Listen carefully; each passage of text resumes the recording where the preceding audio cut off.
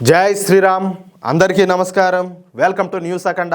నేను మీ కస్తూరి శ్రీధర్. మిత్రులారా, మన యోగి ఆదిత్యనాథ్ గారు ఏకంగా హైకోర్టుకి దిమ్మ తిరిగేటట్టు చేసినాడు అనమాట. సరే, ఎందుకు ఆయన ఏం చేసినాడు అనేది ఈ న్యూస్ ద్వారా చెప్పే ప్రయత్నం చేస్తా. న్యూస్ మాత్రం సూపర్ గా ఉంటది, ఓకేనా? ఉత్తరప్రదేశ్ రాష్ట్ర పరిస్థితుల గురించి నేను మీకైతే చాలా సార్లు చాలా సందర్భాల్లో చెప్పిన. మన దేశంలో గూండా రాజుకు మించి జంగిల్ రాజు నడిచినటువంటి రెండు రాష్ట్రాలలో మొదటిది బీహార్ అయితే, రెండవది వచ్చేసి ఖచ్చితంగా ఉత్తరప్రదేశే. నిజానికి ఈ ఉత్తరప్రదేశ్ ఏమి నిరుపేద రాష్ట్రం అయితే కాదు. ఈ ఉత్తరప్రదేశ్ మధ్య గుండా అతి గొప్పదైనటువంటి పవిత్రమైనటువంటి గంగా నది అయితే ప్రవహిస్తూ ఉంటుంది అనమాట. అంటే ఉత్తరప్రదేశ్లో 80% భూములు మన గంగా నది డెల్టాలోనే ఉండేటి అనమాట. అంటే ఉత్తరప్రదేశ్ భూములన్నీ కూడా అత్యంత సారవంతమైనటువంటి భూములు అనమాట. పైగా ఇక్కడ చెరుకు, ఉల్లిపాయలు, పసుపు వంటి వాణిజ్య పంటలన్నీ కూడా విస్తృతంగా పండుతాయి. ఎందుకంటే నీళ్లు బాగుంటాయి కదా. పైగా ఏంటంటే ఈ ఉత్తరప్రదేశ్ రాష్ట్రం ఒక ఆధ్యాత్మికమైనటువంటి రాష్ట్రం అనమాట. వారణాసి, మథుర, బృందావనం, ప్రయాగ్రాజు, గోరఖ్పూరు, విద్యాంచల్ వంటి అతి గొప్ప హిందూ పవిత్ర పుణ్యక్షేత్రాలన్నీ కూడా అక్కడ ఉన్నాయన్నమాట. కాబట్టి అక్కడ ఆధ్యాత్మికమైనటువంటి టూరిజం కూడా బాగా అభివృద్ధి చెందింది. అంటే జనాలకు 4 రాళ్లు సంపాదించుకునేటటువంటి అవకాశం పుష్కలంగా ఉండాలి. కానీ ఈ ఉత్తరప్రదేశ్లో మాత్రం జంగిల్ రాజు అయితే నడిచింది. ఇంక దేనివల్ల ఏంటది చెప్తా. 2017 ముందు వరకు ఉత్తరప్రదేశ్లో నిత్యం కూడా కిడ్నాపులు, దోపిడీలు, హత్యలు, మత ఘర్షణలు అన్నీ కూడా జరుగుతున్నాయి. అయితే 2017 ముందు వరకు ఎప్పుడు ఎటువంటి ఘర్షణలు జరిగినా బాధితులు మాత్రం ఎవరో తెలిసినా ఖచ్చితంగా హిందువులే ఉంటా ఉన్నారన్నమాట. చూడండి, ముఖ్యంగా ఈ నమాజ్వాదీ పార్టీ ఉండదు కదా. అంటే నమాజ్వాదీ పార్టీ అంటే సమాజ్వాదీ పార్టీ అని అర్థం అనమాట. ఆ పార్టీ ఏర్పడిన దగ్గర నుంచి ఉత్తరప్రదేశ్లో ఈ జిహాదీగాళ్లకు కొమ్ములు వచ్చేసిన, ఏకంగా కొమ్ములు రాక్షసులకు వచ్చాయి చూడు, ఆ విధంగా కొమ్ములు వచ్చినాయి అనమాట. ములాయం సింగ్ యాదవ్ ఈ జిహాదీగాళ్ళకి అందరికి కూడా ఫుల్ పర్మిషన్ ఇచ్చేసినాడు. వాళ్ళు ఏం చేస్తే అదే చట్టం, ఏం చెప్తే అదే న్యాయంగా నడుస్తా ఉన్నది. దీంతో ఉత్తరప్రదేశ్ రాష్ట్రం గూండాలు, రౌడీలు, క్రిమినల్స్, గ్యాంగ్స్టర్లు, మాఫియా ముఠాలు, స్మగ్లర్లకు నెలవైపోయిందనమాట.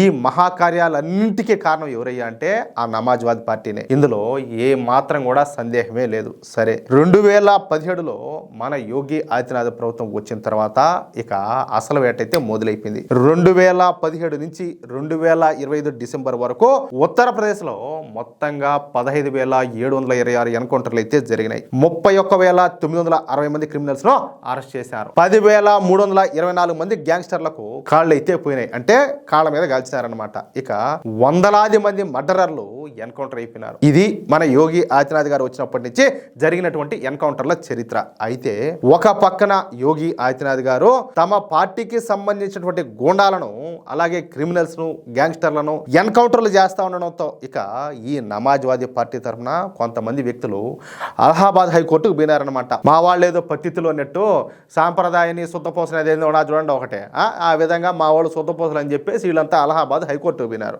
నేరస్తులను ఎన్కౌంటర్లు చేస్తున్నారని, వాళ్ళపైన దారుణంగా కాల్పులు జరుపుతున్నారని చెప్పేసి కోర్టులో కేసు అయితే వేశారయ్యా. అబ్బా, అమాయకులు శుద్ధపోసలు చెప్పినా కదా, సాంప్రదాయాన్ని శుద్ధపోసని మామూలు శుద్ధపోసలు కాదు అయ్యి. ఇక సెక్యులర్ అయినటువంటి అలహాబాద్ హైకోర్టు కూడా ఉత్తరప్రదేశ్ ప్రభుత్వాన్ని చాలా మడా తిట్టేసింది. నువ్వేమనుకుంటున్నావు, అసలు వాళ్ళు మనుషులు అనుకుంటున్నావా, ఇంకా జంతువులు అనుకుంటున్నావా? జంతువులు కూడా ఆ విధంగా వేటాడకూడదు, వాళ్ళు ఆ విధంగా చంపుతారు, కాలుస్తారు. అసలు నేరస్తులను ఎన్కౌంటర్ చేయడం ఏంది, నేరస్తుల కాళ్ళ మీద కాల్పులు జరపడం ఏంది, నేరస్తులను చావగొట్టడం ఏంది, నేరస్తులను హత్యలు చేయడం ఏంది, చట్టాన్ని పోలీసులు ఏ విధంగా చేతిలోకి తీసుకుంటారు, అసలు నేరస్తులతో ప్రవర్తించేటటువంటి పనితీరు ఇదేనా? ఇది సరైన పద్ధతి కాదంట. ఓయమ్మ లోడా లోడా లోడా లోడా లోడా ఈ అలహాబాద్ హైకోర్టు నోటికి వచ్చినట్టు రొప్పిందట అని, అదేదే పులి కదా రొప్పినట్టు. మరి అలహాబాద్ హైకోర్టు ఆ స్థాయిలో రొప్పినప్పుడు ఈయన అమ్మ కొడుకు అడవికి రాజ్యం సింహం అయితే ఉత్తరప్రదేశ్ సింహం మన యోగి ఆదిత్యనాథ్ గారు. ఆయన ఊరికే ఉంటారంటే ఊరుకుంటాడా? ఏ మాత్రం కూడా ఊరుకోడు. పైగా ప్రతిరోజు కూడా గాయత్రి మంత్రాన్ని జపిస్తా అమ్మవారిని ఆవాహం చేసుకునేటటువంటి మన యోగి ఆదిత్యనాథ్ గారు ఊరుకుంటాడా? ఏది అన్యాయం, అధర్మం విషయంలో ఏ మాత్రం కూడా ఊరుకోడు. అందుకే నిన్న జరిగినటువంటి ఒక మెడికల్ కార్యక్రమంలో పాల్గొన్నటువంటి మన యోగి ఆదిత్యనాథ్ గారు మాట్లాడుతా 2017 ముందు వరకు ఉత్తరప్రదేశ్ ఏ విధంగా ఉండేదో మీకు అందరు కూడా బాగా తెలుసు. ఆ రోజుల్లో ఈ గుండారాజు, ఈ జంగిల్ రాజు ప్రభుత్వాలకు భయపడిపోయి ఉత్తరప్రదేశ్ రాష్ట్రంలో ఏ ఒక్క వ్యాపారి కానీ, పారిశ్రామికవేత్త కానీ అసలు నివాసం కూడా ఉండేవాళ్ళు కాదు. అసలు ఆ రోజుల్లో వారానికి చెప్పాలంటే 3 హత్యలు జరుగుతూ ఉన్నాయి. ప్రతి 10 రోజులకు 15 దోపిడీలు అయితే జరుగుతూ ఉన్నాయి యావరేజ్గా. ముఖ్యంగా 2012 నుంచి 2017 మధ్య కాలంలో, అంటే మహాదరిద్రపు నాయకుడైనటువంటి అఖిలేష్ యాదవ్ పరిపాలన సమయంలో ఉత్తరప్రదేశ్లో 900 మత ఘర్షణలు జరిగినాయి. ఏది 1-2 కాదు, 5 ఏళ్లలో 900 మత ఘర్షణలు జరిగినాయంటే మామూలు విషయం అయితే కాదు కదా. 900యా? కాదు. అది నాయకత్వం అనాలనా, లేకపోతే దాని పరిపాలన అనాలనా, అది పార్టీ అనాలనా, వాళ్ళ మనుషులు అనాలా, ఏమనాలా, ఏం చేసినట్టు? వీటి మూలంగా ఎంతో మంది ప్రజలు ఎన్ని బాధలు పడి ఉంటారో ఊహించుకోవడానికే కష్టంగా ఉన్నది. అయినా సరే పోలీసులు క్రిమినల్స్ ను ఎన్కౌంటర్లు చేయకుండా ఏం చేస్తారు?